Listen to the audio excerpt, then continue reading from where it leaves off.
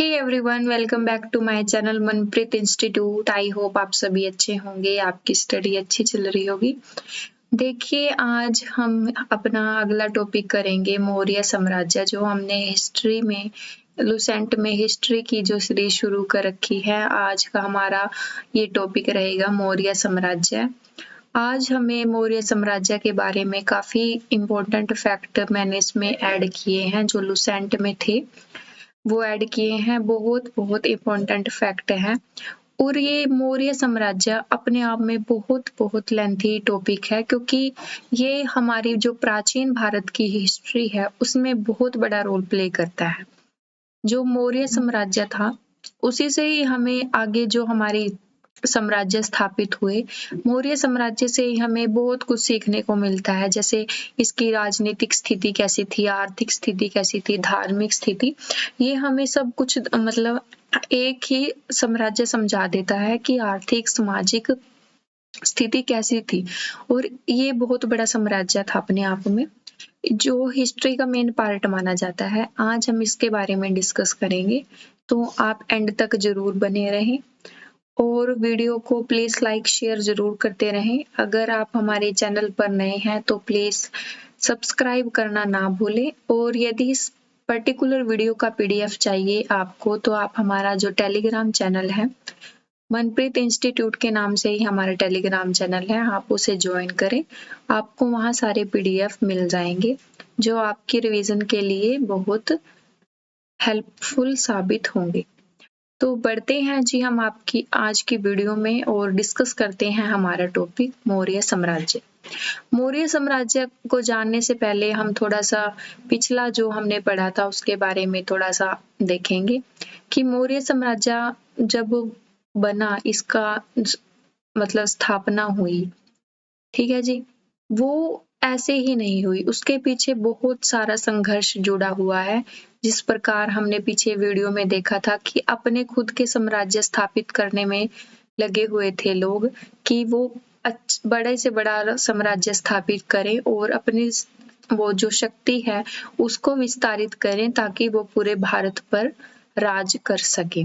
इसी को ध्यान में रखते हुए हमारा जो मौर्य साम्राज्य था, इसका भी उदय हुआ। इसने भी अपनी शक्ति जो है दक्षिण से लेकर उत्तर तक इतनी बढ़ाई कि ये अपने आप में बहुत बड़ा साम्राज्य स्थापित हो गया। और इसकी शक्ति इतनी बड़ी थी कि हर कोई मतलब ये मानता था कि मौर्य साम्राज्य से बड़ा कोई साम्राज्य नहीं है। तो देखते हैं जी मौर्य साम्राज्य आखिर क्या था, इसके बारे में पढ़ते हैं। मौर्य साम्राज्य जो था उसके जो वंश का संस्थापक था चंद्रगुप्त मौर्य। जो इसका संस्थापक था वो चंद्रगुप्त मौर्य को माना जाता है, जिनका जन्म 345 ईस्वी में हुआ था। सबसे पहली बात आ जाती है जी, जो मौर्य साम्राज्य का संस्थापक था, मौर्य वंश की स्थापना जिसने करी थी, वो चंद्रगुप्त मौर्य थे। और जिनका जन्म कब हुआ था हमारे पास, 345 ईस्वी पूर्व इनका जन्म हुआ था। जस्टिन ने चंद्रगुप्त मौर्य को सेंटोकस्ट कहा है। जो जस्टिन हमारे पास इतिहासकार हुए हैं, लेखक हुए हैं, उन्होंने चंद्रगुप्त मौर्य को सेंटोकस्ट कहा है, जिसकी पहचान विलियम जोन्स ने चंद्रगुप्त मौर्य से की थी। विशाखादत्त कृत मुद्रा राक्षस में चंद्रगुप्त मौर्य के लिए विशाल शब्द का प्रयोग किया गया है। जो मुद्रा राक्षस है, जो हमारी पुस्तक है, उसमें चंद्रगुप्त मौर्य के लिए विश्वल शब्द का जो है प्रयोग किया गया है। धनानंद को हराने में चाणक्य यानी कि कौटिल्य या विष्णुगुप्त भी इनको कह देते हैं। अगर कहीं पे चाणक्य ना लिखकर कौटिल्य या विष्णुगुप्त आ जाता है हमारे पास, तो एक ही बात है। ने चंद्रगुप्त मौर्य की मदद की थी, जो बाद में चंद्रगुप्त का प्रधानमंत्री बना था। जो हमारे पास धनानंद था, वो जो हमारे पास एक धनानंद होता है, वो बहुत अहंकारी व्यक्ति होता है, अहंकारी व्यक्ति होता है, जिसने जो चाणक्य है उसका अपमान किया था। जब इसने चाणक्य का अपमान किया तो चाणक्य ने एक शपथ ली थी कि वो उसको बर्बाद कर देगा, उसे बिल्कुल भी मतलब साम्राज्य से बिल्कुल बेदखल कर देगा, उसे बर्बाद कर देगा, यानी कि उसका साम्राज्य जो है समाप्त कर देगा। चंद्रगुप्त मौर्य की मदद की और बाद में चंद्रगुप्त को ही प्रधानमंत्री बनाया। जो चाणक्य ने नीति अपनाई थी, कूटनीति अपनाई थी, उसने घनानंद को हरा दिया पहले और फिर उससे सारा साम्राज्य छीन लिया। और इसमें किसकी हेल्प करी थी? चंद्रगुप्त मौर्य ने उसकी हेल्प करी थी, जो बाद में प्रधानमंत्री बना था। इसके द्वारा लिखित पुस्तक अर्थशास्त्र है, जिसका संबंध राजनीति से है। जब एग्जाम में ये पुस्तक पूछी जाती है चंद्रगुप्त मौर्य की, सॉरी इसकी चाणक्य की, तो अर्थशास्त्र बुक है, तो अर्थशास्त्र से हम ये लगा लेते हैं कि इकोनॉमी के बारे में बुक होगी, है ना। लेकिन इसका अर्थशास्त्र का संबंध किससे था? राजनीति से था, पॉलिटिक्स से था। ठीक है जी, तो इसकी पुस्तक भी याद रखनी है हमने। नेक्स्ट बढ़ते हैं जी अपने टॉपिक पे। चंद्रगुप्त मगध की राजगद्दी पर 322 ईसा पूर्व में बैठा था। जो चंद्रगुप्त था हमारा, है ना, वो कब बैठा था राजगद्दी पर? 322 ईसा पूर्व में। चंद्रगुप्त जैन धर्म का अनुयायी था, क्योंकि उस समय मैंने आपको पिछली वीडियो में कवर किया था कि जैन धर्म, बौद्ध धर्म काफी प्रचलित हो गए थे। इनका प्रचार प्रसार न केवल भारत में, अदर कंट्री में भी हो रहा था, तो भारत पर इसका इम्पैक्ट तो पड़ता ही, इसलिए ज्यादा से ज्यादा इन धर्मों को मानने वाले की संख्या बढ़ने लगी थी, जिसमें चंद्रगुप्त भी एक जैन धर्म का अनुयायी था। चंद्रगुप्त ने अपना अंतिम समय कर्नाटक के श्रवणबेलागोला नामक स्थान पर बिताया था। चंद्रगुप्त ने 305 ईसा पूर्व में सेल्यूकस निकेटर को हराया था। जो चंद्रगुप्त मौर्य था, उसने किसको हराया था? सेल्यूकस निकेटर को हराया था। चंद्रगुप्त मौर्य ने जैनी गुरु बृहदबाहु से जैन धर्म की दीक्षा ली थी। ये काफी बार क्वेश्चन पूछ लिया जाता है, जो क्योंकि चंद्रगुप्त किसका अनुयायी था? हमारे पास जैन धर्म का अनुयायी था। ठीक है जी, और उसने किससे जो दीक्षा ली थी? वो बृहदबाहु से ली थी, जो उनके गुरु थे। ठीक है जी। मैग्नस थी सेल्यूकस निकेटर का राजदूत था। काफी बार ये राजदूत या जो समकालीन रहे हुए होते हैं बड़े बड़े विद्वान, उनके बारे में क्वेश्चन हमारा पूछ लिया जाता है। जो आपको यहाँ पे याद रखना है, मैग्नस थी सेल्यूकस निकेटर का राजदूत था, जो चंद्रगुप्त मौर्य के दरबार में रहता था। मैग्नस द्वारा लिखित एक पुस्तक थी indica. Indica most important book है, क्योंकि देखिए, अगर अपने भारत के बारे में कोई लिखता है, अपने ही मतलब हाँ यहाँ का कोई इतिहासकार या लेखक इंडिया के बारे में कुछ लिखता है, तो वो सिर्फ अच्छाइयों के ऊपर ज्यादा फोकस करेगा।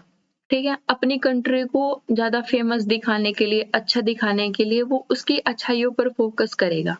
लेकिन अगर कोई विदेशी है, ठीक है, इस मतलब जहाँ इस भारत का नहीं है, विदेशी है, तो वो क्या करेगा? वो अच्छाइयां भी और बुराइयां भी दोनों लिखेगा, जिससे हम मतलब ये अच्छा सा सोर्स मान लेते हैं कि जो विदेशी थे उन्होंने पुस्तकें लिखी, वो अच्छा सोर्स है हमारी हिस्ट्री को जानने के लिए। तो जो मैग्नस था, जिसकी ये बुक थी इंडिका, इसको काफी अच्छा सोर्स माना जाता है ये मौर्य साम्राज्य की हिस्ट्री को जानने के लिए, और इसी के तथ्यों के आधार पर हमारा मौर्य साम्राज्य के फैक्ट चलते हैं। ठीक है जी, नेक्स्ट देखते हैं हम। चंद्रगुप्त मौर्य और सेल्यूकस निकेटर के बीच युद्ध का वर्णन एपिलेनास ने किया था। जो चंद्रगुप्त और सेल्यूकस निकेटर के बीच जो युद्ध हुआ था, उसका वर्णन एपिलियानास ने किया था। आगे बढ़ते हैं। चंद्रगुप्त की मृत्यु 298 ईसा पूर्व शरबेला में उपवास द्वारा हुई थी। ये एंड के अपने जब इसका जन्म मतलब जो एंड टाइम था इसकी लाइफ का, ये कहाँ चला गया था? कर्नाटक में चला गया था। और कर्नाटक में रहते ही इसने उपवास करे। उपवास क्यों करे? क्योंकि इसके ऊपर किसका प्रभाव था? जैन धर्म का प्रभाव था। और जैन धर्म में ये उपवास करने की भी प्रथा थी। ठीक है, कि मतलब जो एक बार हफ्ते में भूखा जरूर रहना है, ताकि भूखा रहना है ताकि अपन जो हमारी अंदर की ज्ञानेंद्रियां, मांसपेशियां हैं, उनको आराम मिल जाए। तो इसमें एक दिन का उपवास कंपलसरी था। तो इसने भी अपने जीवन के एंड टाइम में उपवास रखा। जब ये कहाँ था? जब ये केरल में था। बिंदुसार आगे देखते हैं हमने चंद्रगुप्त के बारे में पढ़ लिया, अब पढ़ते हैं बिंदुसार के बारे में। चंद्रगुप्त का ही बेटा था बिंदुसार। चंद्रगुप्त मौर्य का उत्तराधिकारी बिंदुसार हुआ। अब बिंदुसार क्यों हुआ? क्योंकि ये चंद्रगुप्त का पुत्र था जो 298 ईसा पूर्व में मगध की राजगद्दी पर बैठा था। इसे अमित्र घात के नाम से भी जाना जाता है। ये क्वेश्चन जीडी के एग्जाम में पूछा गया था, जो हमारा जीडी का एग्जाम होता है, कि जो अमित्र घात है उसे किसके नाम से जाना जाता है? बिंदुसार के नाम से भी जिसको जाना जाता है। बिंदुसार आजीवक संप्रदाय का अनुयायी था। अब जो इसके फादर थे चंद्रगुप्त, वो किसके अनुयायी थे? वो जैन धर्म के अनुयायी थे और ये आजीवक संप्रदाय का अनुयायी था। वायु पुराण में बिंदुसार को वृद्धसार कहा गया है। मोस्ट इंपोर्टेंट लाइन है, याद रखनी है। स्ट्रैबो के अनुसार सेलियन नरेश एक्टोकोस ने बिंदुसार के दरबार में डाइमक्स नामक राजदूत को भेजा था। ये आपने जितने भी राजदूत आए हैं हमारे इंडिया में बनकर, जैसे उनको याद रखना है। जो यूजीसी नेट हिस्ट्री की तैयारी करते हैं उनके लिए तो मोस्ट इम्पोर्टेंट फैक्ट ये है, क्योंकि ये डायरेक्ट क्वेश्चन आ जाते हैं कि किसके दरबार में कौन सा राजदूत आया, कौन किसका समकालीन था। यहाँ से भी 3-4 क्वेश्चन यूजीसी नेट में हमेशा बनते ही बनते हैं, अगर कोई हिस्ट्री से यूजीसी नेट की प्रिपरेशन कर रहा है। जैन ग्रंथों में बिंदुसार को सिंह सेन कहा गया है।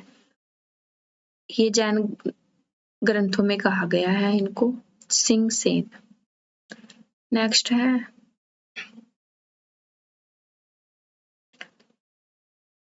जो बौद्ध विद्वान तारानाथ ने बिंदुसार को 16 राज्यों का विजेता बताया गया है।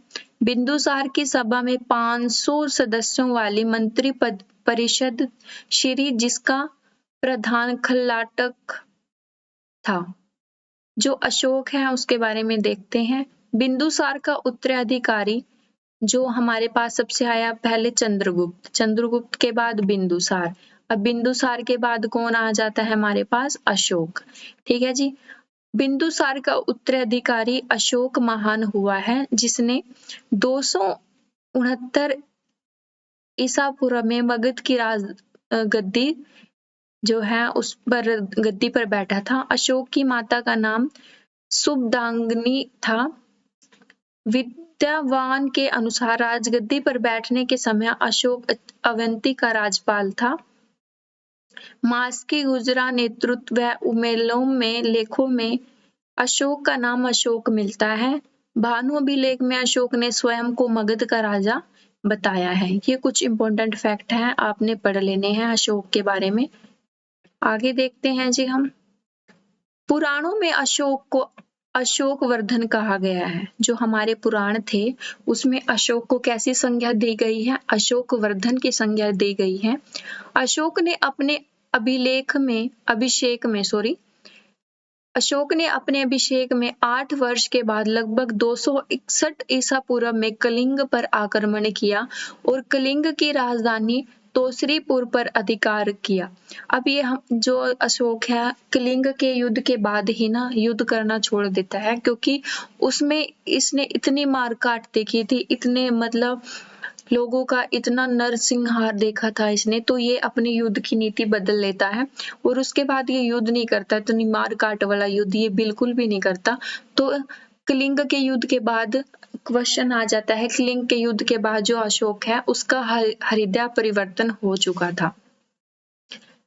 उपगुप्त नामक बौद्ध भिक्षु ने अशोक को बौद्ध धर्म की दीक्षा दी थी।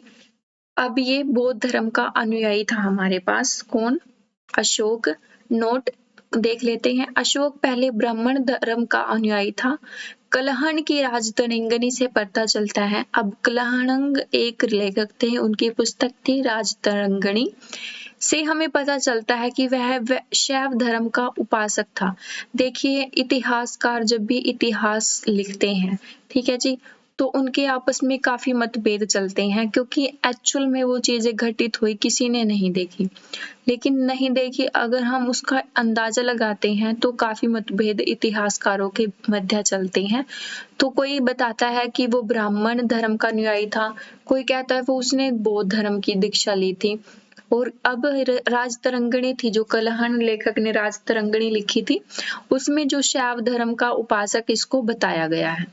तो लेखकों इतिहासकारों के अपने अपने मत हैं, लेकिन हमें एक एग्जाम के पॉइंट ऑफ व्यू से सारे मत याद रखने हैं, क्योंकि कभी भी कोई भी मत हमसे पूछ लिया जाता है। निगोधरण के प्रवचन सुनकर उसने बौद्ध धर्म को अपनाया था। किसने अपनाया था जी? अशोक ने। असोहरा लेख में यह घोषणा की गई कि अशोक व्यक्तिगत रूप से बौद्ध धर्म का अनुयायी है। अब एंड में बता देते हैं कि जो बौद्ध धर्म है उसका ही अनुयायी अशोक था। नेक्स्ट देखते हैं जी हम अशोक के प्रमुख शिलालेख व उनमें वर्णित विषय। सबसे पहले विषय देख लेते हैं हम। इसमें पशु बलि की निंदा की गई है। जो फर्स्ट शिलालेख है उसमें किसकी निंदा की गई है? पशु बलि, ये यानी कि पशुओं की बलि देने पर उसकी निंदा की गई है। जो सेकंड शिलालेख है, मनुष्य व पशु दोनों की चिकित्सा व्यवस्था का उल्लेख है कि जो अगर एक मनुष्य को डॉक्टर की जरूरत होती है, एक वैद्य की जरूरत होती है, उसी प्रकार एक पशु के लिए भी एक डॉक्टर, एक वैद्य की व्यवस्था करनी चाहिए, उसका उल्लेख इसमें है। थर्ड में देखते हैं, इसमें राजकीय अधिकारियों को यह आदेश दिया जाता है कि वे 5वें वर्ष के उपरांत दौरे पर जाएं, जिसमें कुछ धार्मिक नियमों का उल्लेख मिलता है। जब भी जैसे कि प्रजा है, प्रजा की देखभाल के लिए या फिर प्रजा किस प्रकार रहती है उसको देखने के लिए 5 वर्ष का एक दौरा होता था, जो किसमें वर्णित है? तीसरे अभिलेख शिलालेख में वर्णित है। फोर्थ में देख लेते हैं, इसमें बहरी घोष की जगह धम्म घोष की घोषणा की गई है। इसमें धर्म मंत्रों की नियुक्ति की जानकारी मिलती है। सिक्स्थ में देखते हैं, इसमें आत्मा नियंत्रण की शिक्षा दी गई है। 7 और 8 में है, इसमें अशोक की तीर्थ यात्रा करों का उल्लेख है। जो अशोक ने तीर्थ यात्रा कर का उल्लेख किया है वो कौन से शिलालेख में किया है? 7 और 8 में। 9th में है, इसमें सच्ची भेंट तथा सच्चे शिष्टाचार का उल्लेख है। 10 में इसमें अशोक ने आदेश दिया है कि राजा तथा उच्च अधिकारी हमेशा प्रजा के हित में सोचें। और 11 में देखिए, इसमें धम्म की व्याख्या की गई है। धम्म यानी कि धर्म की व्याख्या की गई है। बौद्ध धर्म में धर्म को धर्म नहीं कहते, धम्म कहते हैं, इसलिए जो अशोक के शिलालेख है उसमें भी धम्म की व्याख्या की गई है।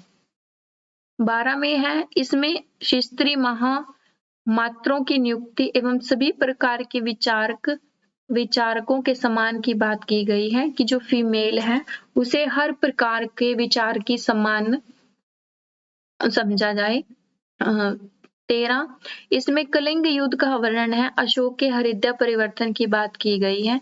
जो हरिद्या परिवर्तन अशोक का हुआ था वो कलिंग के युद्ध के पश्चात हुआ था। इसमें 5 यवन राजाओं के नामों का उल्लेख है जिसने धर्म प्रचारक भेजे। 14 में है, अशोक ने जनता को धार्मिक जीवन बिताने के लिए प्रेरित किया था। अब ये यहाँ से फैक्ट निकल कर आता है कि ये राजा था, मारकाट इसने युद्धों में की थी, लेकिन ये एक बौद्ध धर्म का भी अनुयायी था।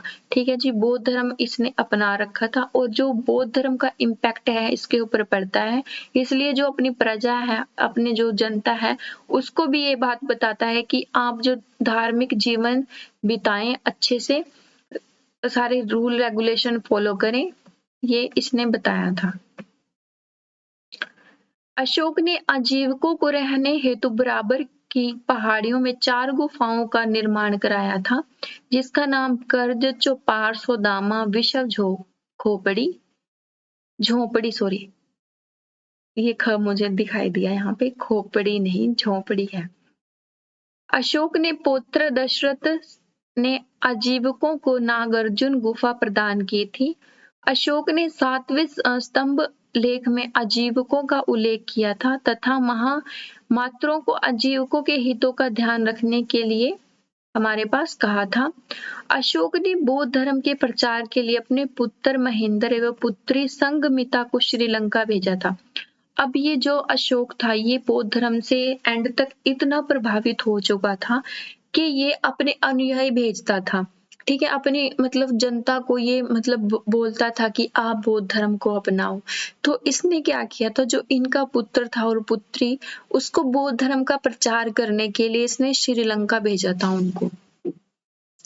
बौद्ध परंपरा और उसके लिपियों के अनुसार अशोक ने 84,000 स्तूपों का निर्माण कराया था। अब देख लो कितनी बड़ी संख्या में ये उससे प्रभावित था कि इसने 84,000 स्तूपों का निर्माण करा दिया था बौद्ध परंपरा के लिए। नेक्स्ट है जी, अशोक के शिलालेखों में ब्राह्मी, ख्रोस्टिक, ग्रीक एवं अरमाइक लिपि का प्रयोग हुआ है। जो शिलालेख इसने बनवाए थे उसमें ब्राह्मी, ख्रोस्टिक, ग्रीक एवं अरमाइक लिपि का प्रयोग किया गया है। ग्रीक एवं अरमाइक लिपि का अभिलेख अफगानिस्तान में है। ख्रोस्टिक अभिलेख शाहवाजीगढ़ी एवं मनसेरा पाकिस्तान में है और शेष भारत में ब्राह्मी लिपि के अभिलेख मिलते हैं। अगर आपसे क्वेश्चन पूछ लिया जाए कि किस प्रकार के अभिलेख नहीं ब्राह्मी लिपि के अभिलेख कहाँ मिलते हैं, तो वो भारत में मिलते हैं। ठीक है जी। अशोक के अभिलेखों को 3 भागों में हमारा बांटा गया है, शिलालेख, स्तंभलेख और गुहा लेख। सबसे पहले शिलालेख, स्तंभलेख, गुहा लेख। अशोक ने शिलालेख की खोज 1750 ईस्वी के पोवेट्री पेस्थर ने की थी। आगे देखते हैं। अशोक के अभिलेख पढ़ने में सबसे पहली सफलता 1837 में जेम्स प्रिंस को हुई थी। जो अशोक था उसके अभिलेखों को पढ़ने के लिए सबसे पहले सफल प्रयास किसने किया था? जेम्स स्पिल ने किया था। और ये कहाँ था? ये इंग्लैंड का व्यक्ति था जो भारत आया और इसने 1837 में इसको पढ़ा था, अभिलेखों को पढ़ा था। अशोक के स्तंभ लेखों की संख्या 7 थी जो केवल ब्राह्मी लिपि में लिखे गए थे। मैंने अभी पिछले उसमें बताया था कि जो ब्राह्मी लिपि में अभिलेख मिलते हैं वो केवल भारत में मिलते हैं। और ठीक है जी। और जो इसके अशोक स्तंभ हैं उनकी संख्या 7 है। ये भी किस लिपि में है? ब्राह्मी लिपि में है। प्रयाग स्तंभ सबसे पहले हम देख लेते हैं। प्रयाग स्तंभ यह लेख कौशाम्बी में स्थित है। इस स्तंभ लेख को अकबर ने इलाहाबाद के किले में स्थापित कराया था। दिल्ली टोपरा यह स्तंभ लेख फिरोज तुगलक के द्वारा टोपरा से दिल्ली लाया गया था। दिल्ली मेरठ पहले मेरठ में स्थित यह स्तंभ लेख फिरोज शाह द्वारा दिल्ली लाया गया था। रामपुरवा यह स्तंभ लेख चंपारण यानी कि बिहार में स्थापित है। इसकी खोज 1872 में कार्याल ने की थी। लोरिया अरेज राज चंपारण बिहार में मिलता है। नेक्स्ट है चंपारण बिहार में स्तंभ पर मोर का चित्र बना हुआ है। ये इंपॉर्टेंट लाइन है कि किसका चित्र, किस पक्षी का चित्र मिलता है? मोर का चित्र मिलता है। कौशाम्बी अभिलेख को रानी का अभिलेख कहा गया है। मोस्ट इंपोर्टेंट फैक्ट यहाँ से निकल कर आता है। जो कौशाम्बी अभिलेख था वो उसको क्या कहा गया है? रानी का अभिलेख कहा गया है। अशोक का 7वां अभिलेख सबसे लंबा है, ये भी हमें याद रखना है। अशोक का सबसे छोटा स्तंभ लेख रुमई दई है।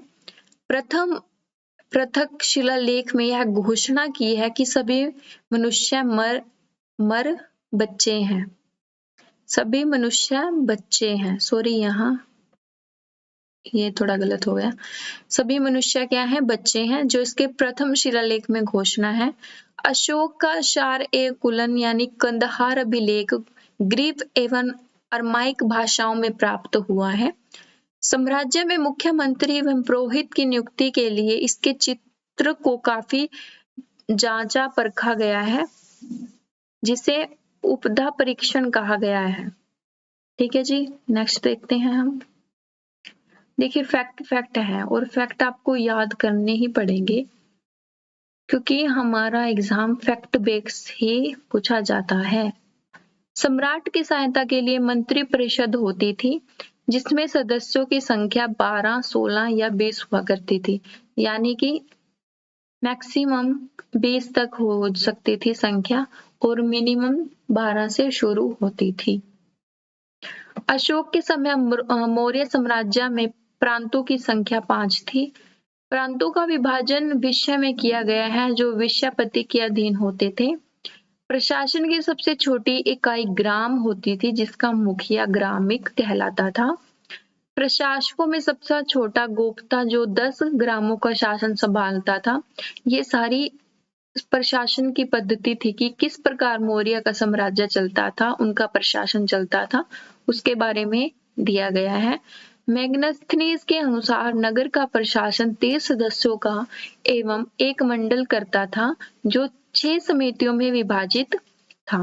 बिक्री कर के रूप में मूल्य का 10वां भाग वसूला जाता था। मतलब कर वसूलने की ये पद्धति है, ये हमेशा से रही है, क्योंकि ये प्राचीन काल से ही हमारी ये पद्धति शुरू हो चुकी थी कर लेने की, टैक्स लेने की, जो अभी तक चल रही है वर्तमान तक। मेगनास्थनीज के अनुसार एनोमाइक मार्ग निर्माण अधिकारी था। ये देखिए ना, डेफिनेशन सी वर्ड से पूछ लिए जाते हैं और उनका मतलब पूछ लिया जाता है, आपको ये भी याद रखनी है। जस्टिस ने चंद्रगुप्त की सेना को लुटेरों की सेना कहा गया है। देखिए पिछली उसमें तो ये इसके चंद्रगुप्त की तारीफ करता है और अभी इसकी सेना को लुटेरों की सेना बता दिया। इतिहास में कुछ भी हो सकता है, कभी भी तख्ता पलट सकता है, ये हम बात हमेशा याद रखनी है। युद्ध क्षेत्र में सेना का नेतृत्व करने वाला अधिकारी हमारे पास नायक कहलाता था। मैग्नास्थनीज के अनुसार मौर्य सेना का रख रखाव 5 सदस्यीय 6 समितियां करती थी। मौर्य प्रशासन में गुप्तचर विभाग महामात्य सर्प नामक अमान्य के अधीन था।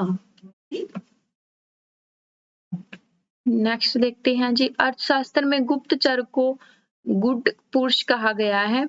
एक स्थान से दूसरे स्थान पर भ्रमण करके कार्य करने वाले गुप्तचर का संचार किया जाता था। देखिए प्राचीन काल में ना तो कोई मतलब ऐसी इलेक्ट्रॉनिक डिवाइस होती थी, जैसे फोन कर लिया है ना, तो सबसे पहले ये क्या रखते थे, गुप्तचर रखते थे और गुप्तचरों को एक स्थान से दूसरे स्थान भेजते थे कि चलो वहां से सूचना लेकर आओ, वहां से क्या सूचना मिल सकती है। मतलब इनके गुप्तचर होते थे जो एक स्थान से दूसरे स्थान पर भ्रमण करते थे, जिसको संचार कहा जाता था। मतलब एक संचार का ही साधन था। गुप्तचर एक स्थान से दूसरे स्थान पर जाते थे केवल इंफॉर्मेशन लेने के लिए। अशोक के समय जनप्रतिनिधि न्यायालय में न्यायाधीश को राजूक कहा जाता था। सरकारी भूमि को सीता भूमि कहा जाता था। जो गवर्नमेंट प्रॉपर्टी होती थी उसको क्या कहा जाता था, सीता। बिना वर्षा के अच्छी खेती होने वाली भूमि को अदेय मात्रक कहा जाता था। अदेय मात्रक कहा जाता था किसको, जो बिना वर्षा के अच्छी खेती हो जाती थी। मौर्य काल में द्रोण अनाज के लिए माप के लिए प्रयोग होता था। ये ना छोटी छोटी लाइन ना आपको याद रखनी है, वर्ड याद रखनी है कि किस वर्ड का यूज किसके लिए होता था, क्योंकि ना ये वर्ड ही पूछ लिए जाते हैं एग्जाम में, तो हमें वहां पता नहीं चलता, तो इसलिए आप इनको अच्छे से स्टडी करें। मेगस्थनीज के भारतीय समाज को 7 वर्गों में विभाजित किया गया है। दार्शनिक, किसान, अहीर, कारीगर, सैनिक, निरीक्षण एवं सभासद।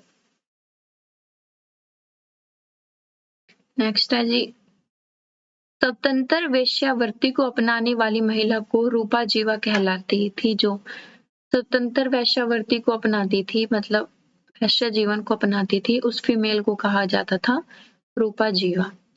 नंद वंश के विनाश करने में चंद्रगुप्त मौर्य ने कश्मीर के राज पर्वत से सहायता ली थी। मौर्य वंश का अंतिम शासक बृहद्रथ था। अब मौर्य वंश का जो एंड का संस्थापक था, शासक था, वो बृहद्रथ था। अब धीरे धीरे मौर्य का जो है समापन होने लग रहा था, मौर्य साम्राज्य समाप्त होने की कगार पे था। प्रशासन समिति एवं उनके कार्य, ये देखिए प्रथम समिति थी उद्योग एवं शिल्प कार्य का निरीक्षण करती थी, मतलब एक्सपेरिमेंट करती थी उसके ऊपर कि किस प्रकार निरीक्षण परीक्षण किया जाता था। सेकंड है विदेशों की देख-रेख करती थी, जो राजदूत दरबारों में आते थे। तृतीय में जन्म मरण का विवरण रखा जाता था, जनता में कितने लोगों की मृत्यु हो रही है, कितनों ने जन्म लिया है।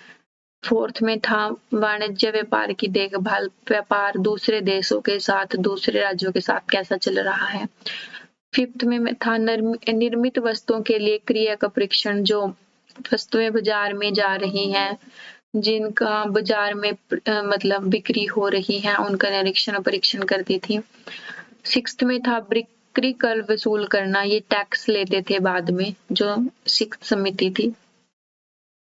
ये थी जी आज की हमारी वीडियो। आई होप आज की वीडियो आपको क्लियर है। किसी की कोई क्वेरी है आप पूछ सकते हो, और कोई भी फैक्ट में आपको डाउट लगे तो आप कमेंट कर सकते हो। और प्लीज चैनल को लाइक शेयर जरूर करें। लाइक करने से हमें मोटिवेशन मिलता है, तो हमारे मोटिवेशन को प्लीज बनाकर रखें, ताकि हम ऐसे ही आपके लिए आगे वीडियो लेकर आते रहें। ठीक है जी, तो थैंक्स फॉर वॉचिंग। जय हिंद।